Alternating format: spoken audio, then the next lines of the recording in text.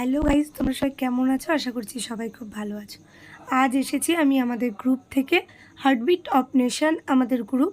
আমরা আজ এসেছি দুস্থ বাচ্চাদের পুজোর আগে কিছু বস্ত্র বিতরণ করার জন্য, যাতে ওরা পুজোতে নতুন জামা কাপড় পরতে পারে।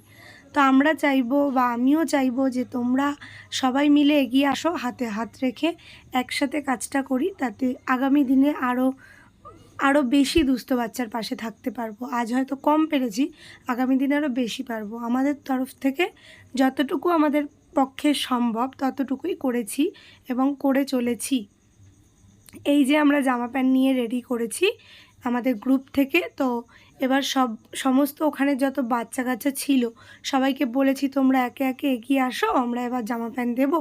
তো ওরা তো খুব খুশি, নতুন জামা নেবে বলে খুব এক্সাইটেড, বলছে দিদি আমাকে এই কালারের জামা দাও, ওই কালারের জামা দাও। খুব ভালো লাগছিল ওদের সাথে যে